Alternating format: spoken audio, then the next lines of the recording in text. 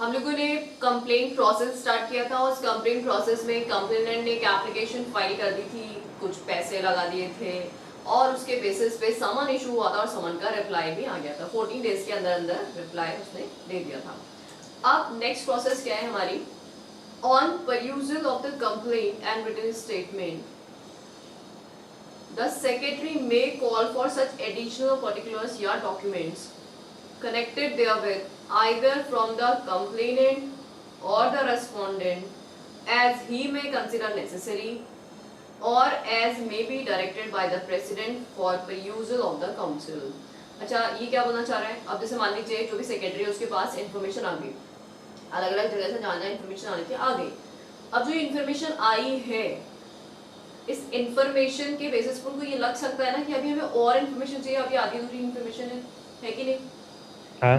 तो further information demand कर सकते हैं। आप किससे डिमांड करें भाई? आप कंप्लेनेंट से भी डिमांड कर सकते हो, आप रेस्पोंडेंट से भी डिमांड कर सकते हो।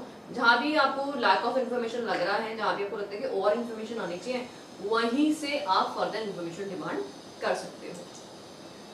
Where on perusal of complaint the written statement if any of the respondent and other relevant documents in paper, the council is prima facie of the opinion that any member has been guilty of professional or other misconduct, the council shall cause an inquiry to be made in the matter by a disciplinary committee, and where the council is prima facie of the opinion that there is no case against the respondent, the case shall be dismissed and the complainant and the respondent shall be informed accordingly। अच्छा, दो ही बातें होंगी, या तो guilty माना जाएगा या guilty proof नहीं होगा। अगर गिल्टी प्रूफ नहीं होगा तो क्या होगा? डिसमिसल कर दो। और अगर गिल्टी हुआ तो कमेटी आप बता दो। तो डिसिप्लिनरी कमेटी क्या है, इसकी क्या करेगी? इंक्वायरी करेगी फिर फर्दर, है ना? बात समझ में आ गई? हाँ मैम। यहाँ तक क्लियर है सबको? मैम एक डाउट है। हाँ बोलो बेटा। मैम पूरे प्रोसीजर में हमने जो सेक्रेटरी की बात की, वो काउंसिल की सेक्रेटरी डिसिप्लिनरी कमेटी? नहीं, काउंसिल की सेक्रेटरी। ओके मैटर तो काउंसिल के सेक्रेटरी के पास ही गया था। हाँ मैम ठीक है। ठीक है मैम, पर्सुअल मतलब रिप्लाई क्या? अच्छा, ऑन परयूजल नहीं, examination. On परयूजल is what? Examination of any complaint. ठीक है। चलो। Provided that council may, if deemed necessary, call for additional particulars या documents connected therewith from complainant, if any, or the respondent। तो अगर उनको काउंसिल को भी लगता है कि फर्दर कोई और इन्फॉर्मेशन डिमांड करनी चाहिए तो कर लेंगे। चलिए। Every notice issued by the secretary or by the disciplinary committee under this regulation shall be sent to the member or the firm concerned by registered post acknowledgement due। Registered ID का नाम हम कई बार सुन चुके हैं अब तक। तो जो भी नोटिस आएगा कैसे जाएगा? रजिस्टर्ड एडी के थ्रू जाएगा, है ना? Registered AD. If the notice is return unserved, अब अनसर्व्ड रिटर्न क्यों हो गया? क्योंकि वहां पे या तो कोई मिला नहीं होगा या एक्सेप्ट नहीं किया होगा किसी ने। अच्छा, मान लीजिए वहां पे लोग मिले लेकिन उन्होंने लेने से मना कर दिया, तो फिर वो नोटिस सर्व्ड मान लिया जाएगा? क्या बोलते हैं भाई? ऐसे तो लोग कभी नोटिस लेंगे ही नहीं, फिर ऐसे तो नोटिस सर्व ही नहीं होगा, फिर तो स्टार्टिंग होगी, है ना? So, with an endorsement to the effect that the addressee had refused to accept the notice, it shall be deemed to have been served। तो उसको क्या मान लिया जाएगा? Served मान लिया जाएगा। If notice is returned with an endorsement indicating that the addressee cannot be found at the address given, अब है ही नहीं वहाँ पे addressee, found ही नहीं हुआ, तो फिर क्या कहा जाएगा? सही एड्रेस फाइंड आउट करने के लिए बोला जाएगा कि पता लगाओ एड्रेसी कहाँ रहता है। The secretary shall ask the complainant to supply to him the correct address to the member or firm concerned and send a fresh notice to the member or firm at the address so supplied। The provision relating to notice shall apply mutatis mutandis to a letter। तो जो इस तरह से notice आप भेज रहे हो, notice और लेटर या जो भी कुछ भेजोगे वो सब में सेम प्रोविजंस एप्लीकेबल होंगे। Is this okay? प्रोसेस यहाँ तक समझ में आ गई सबको? फटाफट से रिकैप करते हैं, जल्दी से रिकैप करते हैं हमारी प्रोसेस। हमने क्या पढ़ी अब तक? हमने प्रोसेस में सबसे पहले पढ़ा एक कंप्लेनेंट था, उस कंप्लेनेंट ने कंप्लेंट फाइल की। किसको फाइल की थी? सेक्रेटरी को फाइल की थी, है ना? इस सेक्रेटरी ने क्या किया? फिर एप्लीकेशन को एग्जामिन किया। कि क्या 150 रुपए है कि नहीं, ग्राउंड है कि नहीं है, और प्रॉपर डॉक्यूमेंटेशन है कि नहीं है। नहीं है तो रिसबमिशन करेगा, और है तो आगे प्रोसीडिंग स्टार्ट करेगा। क्या करेगा? समन इशू करेगा। समन किसको इशू किया जाएगा इंडिविजुअल के केस में? इंडिविजुअल को पर्सन को उसके एड्रेस पे, और फर्म के केस में फर्म के रजिस्टर एड्रेस ऑफिस पे। पे अच्छा, अगर फर्म को एड्रेस पे गया है तो ये it will be deemed to be send to all the members of the या all the partners of the firm. Yes ma'am. Yes ma'am. ठीक है, अब आपने रेस्पोंडेंट को समन दे दिया है। रेस्पोंडेंट 14 दिन में क्या करेगा? Respond Reply। करेगा। अब जो भी उसने रिटन स्टेटमेंट फाइल किया उसके बेसिस पे, और जो भी कंप्लेनेंट ने बात बोली थी उसके बेसिस पे, जो सेक्रेटरी है उसको लगता है कि फर्दर और डॉक्यूमेंटेशन की जरूरत है, तो क्या मंगा सकते हैं? Yes ma'am. डेफिनेटली मंगा सकते हैं। अब क्या करें? डॉक्यूमेंटेशन आ गए हैं, अब क्या करें फाइनली? वेरीफाई करें गिल्टी है कि नहीं है। यस, फाइंड आउट करो। अगर गिल्टी फाइंड आउट हो गया तो काउंसिल क्या करेगा? Disciplinary Dismiss। इंक्वायरी होगी। नहीं, अगर फाइंड आउट किया गिल्टी नहीं है तो डिसमिस, है ना? तो डिसिप्लिन बोलो हाँ, और अगर गिल्टी है तो डिसिप्लिनरी कमेटी के पास आएगा। हाँ, कि बोले वापस से इंक्वायर इंक्वायरी करो।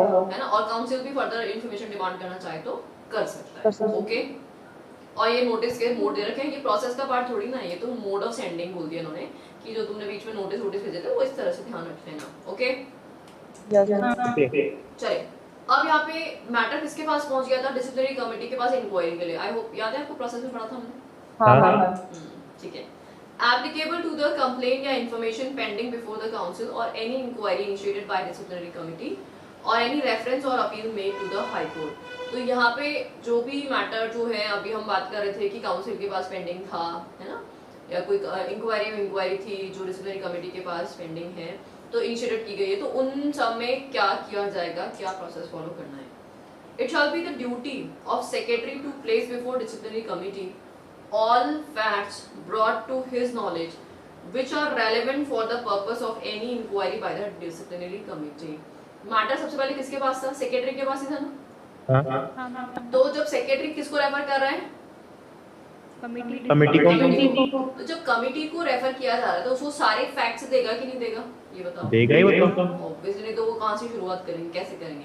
तो यहाँ पे जितने भी फैक्ट्स पड़े हुए हैं वो सारे के सारे फैक्ट्स उसको दे दिए जाएंगे, डिसिप्लिनरी कमेटी को दे दिए जाएंगे। The disciplinary committee shall have the power to regulate its procedure in such manner as it considered necessary, and during the course of inquiry may examine witnesses on oath and receive evidences on affidavit and any other oral or documentary evidence, exercising its power as provided under subsection 8 of section 21। तो almost civil court वाले power हो गए ना सारे, witnesses को examine करना oath पे, है ना, एफिडेविट्स वगैरह सेव करना, ये सिविल कोर्ट के पावर होते हैं सारे। तो यहाँ पे डिसिप्लिनरी कमेटी क्या कर सकती है? सिविल कोर्ट वाले पावर्स एक्सरसाइज कर सकती है। The disciplinary committee shall give the complainant and respondent a notice of the meeting at which the case shall be considered by the committee। अब इंक्वायरी हो रही ना भाई, तो दोनों पार्टीज को बताया जाएगा ना कहाँ पे हाजिर होना है तुम्हें। अपीयरेंस का प्लेस बता दिया गया, डेट बता दिया गया। Such complainant and respondent may be allowed to defend themselves before the disciplinary committee either in person or through a legal petitioner or any other member of the institute। जैसे court में आप appear होते हो ना, by way of advocate या खुद से, same वैसा ही यहाँ पे भी आप अपीयर हो सकते हैं। Where in course of disciplinary inquiry change occurs in the composition of disciplinary committee। अच्छा, मान लो बीच में डिसिप्लिनरी कमेटी का कॉम्पोजिशन चेंज हो गया, अब एक नया बंदा आया है। पहले मान लीजिए 3 लोग थे, एक चला गया, उसकी जगह पे एक नया बंदा आया है। तो जो नया पर्सन आया है वो तो इन्फ्लुएंस किससे हो जाएगा? उन तीन से। जो 2 एग्जिस्टिंग है उनमें से किसी एक से इन्फ्लुएंस हो सकता है ना, है ना। इसका मतलब इंडिपेंडेंटली अपना जजमेंट दे पाएगा क्या? नहीं। नहीं मैम। तो हम बोल सकते हैं ना वापस से मैटर को देखो, अगर कॉम्पोजिशन चेंज हो रहा है तो बोल सकते हैं कि नहीं बोल सकते, ये बताओ, जेन्युइन है कि नहीं है? बोल सकते हैं। Unless any of the parties to such inquiry make a demand within 15 days of receipt of notice of a meeting of such disciplinary committee that the inquiry be made de novo। De novo मतलब new। Report of the disciplinary committee shall be called in question on the ground that any member of disciplinary committee did not possess sufficient knowledge of the facts relating to such inquiry तो अगर वो demand करता है कि भाई यहाँ पे जो नया बंदा आया उसको नहीं पता, वो इन्फ्लुएंस हो रहा है किसी और से, तो डेफिनेट सी बात है इंडिपेंडेंट डिसीजन तो है ही नहीं यहाँ पे। तो इंडिपेंडेंसी और डिसीजन के लिए जरूरी है कि आप वापस से डी नोवो रिपोर्ट बनाइए, आप वापस से नए वे में इंक्वायरी करिए। ऐसा आप डिमांड कर सकते हो। कितने दिन का टाइम है आपके पास डिमांड करने का? विद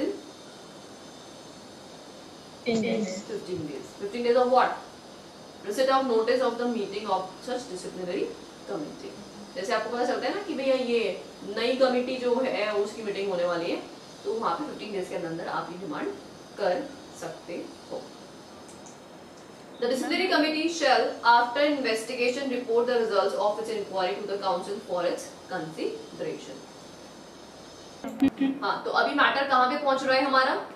काउंसिल के पास। पहले कहाँ था? डीसी के पास, फिर डीसी से कहाँ पहुंचा? काउंसिल के पास। और जो काउंसिल है, काउंसिल को अभी भी लगता है कि फर्दर इंक्वायरी करनी चाहिए, तो वापस से किसको बोल देगा? डीसी को बोल देगा कि तुम वापस से क्या करिए? फर्दर इंक्वायरी करिए। Is this okay? चलिए आगे बढ़ते हैं। आफ्टर कंसिडरिंग सच रिपोर्ट या फर्दर रिपोर्ट, फर्दर रिपोर्ट क्यों बोल रहा है? मैम अगर फर्दर इन्वेस्टिगेशन, हाँ फर्दर इंक्वायरी के तो फर्दर, अदरवाइज नॉर्मल है तो नॉर्मल रिपोर्ट होगी। Of DC as the case may be, where the council finds that respondent is not guilty of any professional or other misconduct, it shall record its finding accordingly and direct that the proceeding shall be filed or the complaint shall be dismissed as the case may be। दो cases होंगे again वापस से कि या तो complaint dismiss हो जाएगी, कोई केस बनता ही नहीं है, और अगर केस बनता है तो प्रोसीडिंग्स इनिशिएट की जाएंगी। After considering such report या further report of DC, where the council finds that respondent has been guilty of a professional or other misconduct, he shall record its finding accordingly and shall proceed in the manner as laid down in the succeeding sub-regulations। After considering such report या further report of DC, where the council finds respondent has been guilty, अच्छा ये वापस repeat हो गया, where the finding is that the member of the institute has been guilty of professional or other misconduct, the council shall afford to the member an opportunity of being heard before orders are passed against him in the case। The council, after hearing the respondent, if he appears in person or after considering the representations, if any, made by him, pass such orders as it think fit, as provided under section 21 subsection 4। तो जैसा भी ठीक लगता है वैसे orders यहाँ पे अब काउंसिल पास कर देगा। तो फाइनली यहाँ पे गिल्टी फाइंड हो रहा है तो क्या कर दिया जाएगा? ऑर्डर पास हो जाएगा, उसके अगेंस्ट में ऑर्डर पास कर दिया जाएगा, जो भी करना एक्शन वो एक्शन ले लिया जाएगा। The order passed by the council shall be communicated to the complainant and the respondent। Of course दोनों पार्टीज को ऑर्डर की कॉपीज भेज दी जाएगी। अब सुनो, इसकी पूरी प्रोसेस है ना, मैं एक बार लिख देती हूँ, जो हमने एंटायर प्रोसेस पढ़ा है अभी, एक बार पूरा कंप्लीट प्रोसेस हम लिख लेते हैं। सबसे पहले एक कंप्लेंट आई, इस कंप्लेंट के साथ कुछ डिटेल्स गई थी। Number 1 grounds, number 2 evidence, fees, हाँ नंबर 3 डिपॉजिट ऑफ 15 रुपीस। ठीक है, ये जो कंप्लेंट है किसके पास गई है बता सकते हो मुझे? Secretary of council. अच्छा, अभी सेक्रेटरी ऑफ काउंसिल क्या कर रहा है? वेरीफाई कर रहा है। Examine application. अच्छा, अब अगर ये फ्रिवोलियस एप्लीकेशन है तो पैसा फॉरफिट हो जाएगा? हो जाएगा। हाँ। इफ फाउंड फ्रिवोलियस तो फॉरफिट 50 रुपीज। ठीक है, ठीक है। इफ फाउंड डिफेक्टिव, रीसबमिशन के लिए बोलेगा। रीसबमिशन के लिए बोलेगा। और अगर ठीक ठाक है सब कुछ ही है तो इंक्वायरी करेगा। फाउंड ओके, तो अब क्या किया जाएगा? नोटिस इशू, समन इशू होगा। समन कितने दिनों में? विदिन 60 डेज में। समन किसको दिया जाएगा? या तो इंडिविजुअल को या फिर फॉर्म। इंडिविजुअल को उसके एड्रेस पे Yes. हाँ रेजिडेंट एड्रेस और फर्म के केस में उसके रजिस्टर ऑफिस ऑफिस के एड्रेस पे। हाँ ठीक है। अच्छा, अब ये समन वमन हो चुका है, सारा काम हो चुका है। समन के बाद क्या होगा? रेस्पोंडेंट रिप्लाई करेगा 14 डेज में रिप्लाई बाय रेस्पोंडेंट, ये रिप्लाई आएगा 14 दिनों में। अब रिप्लाई आया तो प्लस फर्दर रिप्लाई डिमांड कर सकते हैं ना? कर सकते हैं। इन सब के बेसिस पे दो बातें होंगी, या तो ये रिप्लाई क्या होगा? गिल्टी को वो गिल्टी करेगा या फिर नॉट करेगा, हाँ गिल्टी और नॉट गिल्टी। गिल्टी है तो क्या करेंगे? डिसिप्लिनरी कमेटी पे जाएगा, डीसी को जाएगा मैटर फॉर इंक्वायरी। और नॉट गिल्टी है तो पता सेट फ्री, डिसमिस कर दो। हाँ अच्छा, अब यहाँ पे डीसी जो है वो क्या कर रहा है? इंक्वायरी इनिशिएट कर रहा है, तो सेक्रेटरी ने से सारी डिटेल देगा। देगा डिटेल्स बाय सेक्रेटरी। ये तो इसको नहीं देगा तो कैसे बेचारा ये डीसी इन्वेस्टिगेशन करेगा फर्दर, है ना? अच्छा, ये डीसी क्या करेगा? मीटिंग कॉल करेगा और मीटिंग का डेट जो है दोनों पार्टीज को बताया जाएगा। और इस मीटिंग में पार्टीज कैसे अपेयर हो सकती है? हिमसेल्फ या फिर लीगल पिटिशनर के थ्रू या फिर अदर मेंबर के थ्रू, है ना? तो प्रॉपर रिप्रेजेंटेशन वगैरह हो गया। अब इस बीच में एक कहानी और बोल दी कि डीसी का जो यहाँ पे फॉर्मेशन वगैरह उसमें कुछ चेंजेस वगैरह आ रहे हैं तो फिर वो अकॉर्डिंगली, है ना? न्यू अच्छा, अब यहाँ पे फाइनली क्या किया जाएगा? अगेन दो बातें होंगी।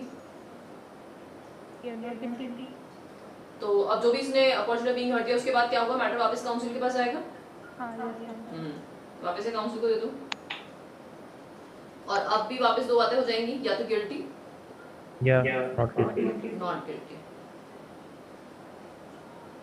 गिल्टी है तो प्रोसीड ले लो, जो भी एक्शन लेना है एक्शन, और नॉट गिल्टी है तो डिसमिस कर दो। हाँ, मैटर डिसमिस्ड। राइट, पूरा प्रोसेस क्लियर है? राइट हाँ ना? तो हमने इतनी सारी जो रामकथा पढ़ी वो हमारा एक पूरे चार्ट में कंप्लीट कवर हो गया। अब यहाँ पे कुछ ना गाइडलाइंस दे रखी है आपको, ICSI guidelines for advertisement by company secretaries. तो कंपनी सेक्रेटरीज के लिए एडवर्टाइजमेंट की कंसेप्ट आपको याद है? हमने एक पढ़ा था प्रोविजन एडवर्टाइजिंग कर सकते हैं। कौन से स्केड्यूल में पढ़ा था? फर्स्ट या सेकंड? क्या फर्स्ट स्केड्यूल में था कि सेकंड स्केड्यूल में था? फर्स्ट एडवर्टाइजमेंट के लिए बोला था। तो यहाँ पे गाइडलाइन दे रखी है कुछ कि क्या क्या बातें आपको फॉलो करनी पड़ेगी। तो let's see applicability.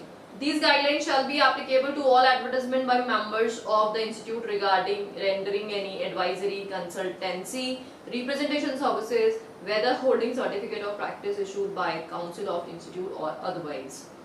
Permitted means of advertising क्या क्या रहेंगे आपके? देखो, following activities are permitted for the company secretary to practice as means to advertise. Display the scope of work on his or her own website. Website पे आप अपने काम क्या क्या करते हो तो बता सकते हो ना? हाँ या उसमें भी परेशानी है? नहीं तो बताओ, वेबसाइट पर है ना? Creating a visual identity in compliance with guidelines for use of individual logo issued by the council of ICSI, है ना? तो जहाँ जहाँ पे आप हैं वहाँ पे ICSI का लोगो यूज कर सकते हो। हाँ हाँ, और क्या? जैसे दूर से पता चलता है हाँ CSI है। आजकल सब लोग हर जगह अपनी कार के साथ CS का लोगो लगाते हैं, है ना? ऑफिस में लगाते हैं, हर जगह लोगो लगाते हैं ना? Yes. Display of location and decor of the workplace, meeting rooms, etc. ये तो कर ही सकते हो। कर सकते हैं। Display of firm name, logo or any other identity on uniform, your office, stationery, equipment, material and providing training to the staff. तो जो भी आपका मटेरियल होता है उन सब पे आप नाम, अब जैसे लेटर हेड होता है तो नाम डालोगे ना अपना, नेम, लोगो वगैरह ये सब यूज कर सकते हो ना? इसमें कोई परेशानी है क्या? नहीं professional updates and write-ups in any mode. अब मान लीजिए कोई प्रोफेशनल अपडेट्स आए हैं, है ना? जैसे मान लीजिए कोई अमेंडमेंट आया है, कुछ ऐसा हुआ है, वहां पे आप अपना कोई व्यू दे रहे हो तो वो सब अलाउड है? अलाउड है। Appearing on local radio television, TV पे इंटरव्यू वगैरह करने जा रहे हो, है ना, जैसे मान लीजिए सीएस के वर्क है स्कोप या किसी भी अमेंडमेंट लॉ में कुछ भी चेंजेस आ रहा है उसके कंसर्न में कोई डिस्कशन हो रहा है ना टीवी एंकर के साथ, तो वहाँ पे जा सकते हो। हाँ बिल्कुल। रेडियो पे जा सकते हो, जा सकते हो। हाँ बिल्कुल। Giving speeches, lectures at any platform including seminars, conferences, training programs, workshop, conventions, etc. यहाँ पे ऐसे forums पे जा सकते हो, जा सकते हैं। बिल्कुल बिल्कुल, एकदम बिंदास जाओ, कोई टेंशन वाली बात नहीं है। Holding professional seminars, conferences, workshop, बिल्कुल allowed। Sponsoring any event, cultural, professional, otherwise, or helping with community program, or doing voluntary work as a profession for charitable organisation, तो इस तरह के काम चैरिटी के करते हो, चलेगा क्या? चलेगा। बिंदास चलेगा, है ना। Use of social media like Facebook, Instagram, LinkedIn, Twitter, YouTube, WeChat, Telegram, WhatsApp or any other media of similar nature. तो सोशल मीडिया पे आप डाल सकते हो इन्फॉर्मेशन अपने बारे में डाल सकते हो ना, कि आप कौन है और क्या क्या काम देखते हैं, सब बता सकते हो क्या? हाँ use of social media like Facebook, ना ये वापस रिपीट हो गया। रेस्ट्रिक्शंस, अब रेस्ट्रिक्शंस क्या क्या है इनमें? एडवर्टाइजमेंट शैल, ये बता दो दिए कहां कहां क्या क्या कर सकते हो। Not be in violation of provision of company secretary act 1980, not be false or misleading, not claim superiority over any or all of the company secretary. ये नहीं कि आप खुद को ही भगवान बना दो, बोले सबसे बड़ा मैं ही हूं, बस मेरे अलावा कोई और कंपनी सेक्रेटरी नहीं है, ऐसा नहीं करना है। Not be indecent, sensational or otherwise of such nature which may bring disrepute to the profession of the or the institute. Not contain fabricated or false testimonial or endorsement concerning the company secretary. Not refer the company secretary in terms such as specialist या expert, इस तरह के words आप use नहीं कर सकते हो। The advertisement shall not be self-laudatory. Self-laudatory मतलब खुद की तारीफ कर रहे खुद के गुणगान गाए जा रहे हो, बेस्ट है ना, बेस्ट परफॉर्मर, चीपेस्ट, इस तरह के ना ऐसे वर्ड आपको यूज नहीं करने। ऐसी बातें करोगे तो चीपड़ हो जाओगे एकदम, एडवर्टाइजमेंट रेस्ट्रिक्शंस का वायलेशन हो जाएगा, तो फिर देख लेना आपके अगेंस्ट एक्शन हो सकते हैं। हाँ तो बैक करना, एक दो वर्ड पूछना। हाँ जी बोलो। इंडिसेंट होता है अरे इंडिसेंट, डिसेंट नहीं जी जो, अच्छा अच्छा। डिसेंसी और टेस्टिमोनियल मतलब मॉडिफाइड, नहीं टेस्टिमोनियल अपने डिटेल, टेस्टिमोनियल तो ना डिटेल होता है अपने बारे में, फॉल्स टेस्टिमोनियल्स नहीं डाल सकते आप, गलत ठीक है ठीक है। हाँ चलो आगे बढ़ते हैं। Not represent that the quality of the professional services to be performed is greater than the quality of professional service। वही कंपैरिजन हो गया ना ये भी, हो गया। आप दूसरे प्रोफेशन से ज्यादा अच्छा काम करोगे तो again this is comparative statement that you can not give. Not constitute a guarantee, warranty, protection regarding the outcome of any professional assignment, तो इस तरह का भी कोई काम नहीं कर सकते आप। In no way indicate that the charging of a fee is contingent on outcome and that no fee will be charged in the absence of the desired outcome। ये बात तो हम मैंने पहले पढ़ चुके हैं ना अपने स्केड्यूल में कि फीस जो होगी वो आपकी फिक्स्ड होती है ना, वो परसेंटेज में या आउटकम के बेसिस पे नहीं हो सकती, है ना, तो इस तरह का कोई इंडिकेशन नहीं डालोगे।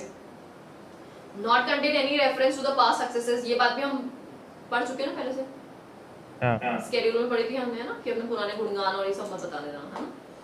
Not be design for pleasing customers which might mislead और इवेंचुअली हार्म कस्टमर्स या थर्ड पार्टीज, है ना, तो कोई भी एडवर्टाइजमेंट इस तरह का नहीं होना चाहिए जिससे कि आप कस्टमर्स को अट्रैक्ट कर रहे हो या ऐसा कुछ भी काम कर रहे हो, वो आपको नहीं करना है। अच्छा अब नोट क्या बोलता है, देखो, the company secretary, the firm of company secretary shall not list his or her services or any aggregator website such as Sulekha, OLX, Urban Clap, Just Dial, Quikr or any other aggregator of similar category. तो ये लोग क्या करते हैं, बहुत सारे लोग, जैसे अब एक बात बताओ, वहाँ पे आप अर्बन क्लैब की बात करते हो, अर्बन क्लैब पे आपको बहुत सारी सर्विसेज मिलती है, जैसे AC की, है ना, हाउसकीपिंग की सारी सर्विसेज मिलती है ना, सोफा क्लीनिंग, है ना, प्लम्बर और सब मिलते हैं। अच्छा हाँ, सैलून, तो ये ऐसे लोग वहाँ पे सर्विसेज दे रहे हैं, वो प्रोफेशनल सर्विसेज है क्या ऐसी?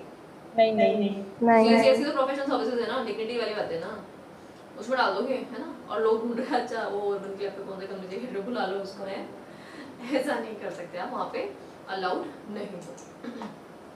Company secretary या firm of company secretary shall not join या project himself या herself as a member of any networking association or any multi-level marketing association or any other organization which require his or her company secretary member to add other person as member of the organization. जैसे होता है ना बहुत सारे, आप मैंने आपको agent join किया, आप किसी और को ज्वाइन करो, फिर आप किसी और को ज्वाइन करो, करते हैं ना ऐसा बहुत सारी जगह पे क्या एजेंसी में ऐड करना. जैसे एमवे वगैरह नहीं होते प्रोडक्ट, एमवे के प्रोडक्ट सुने आपने कभी? वहाँ पे एक एजेंट ज्वाइन करते हैं, फिर वो बोलते हैं कि तुम 4 और नए एजेंट को ऐड करो, लिंक बनाते हैं. हाँ, ऐसे लिंकेज जो है वो सारे यहाँ पे अलाउड नहीं होते. इस तरह की कोई भी ऑर्गेनाइजेशन को आप ज्वाइन नहीं कर सकते जिसके अंदर इस तरह की लिंकेज वाली बात होती है. ओके, ठीक है. इसी के साथ हमारा चैप्टर यहीं पे होता है फिनिश. तो हम लोगों ने बहुत ही इंपॉर्टेंट चैप्टर जो है हमारा यहाँ पे वाइंड अप कर लिया है. पार्ट सी में ये मान के चलो इसी चैप्टर में से क्वेश्चन बनते हैं. तो आज के लिए इतना ही ना.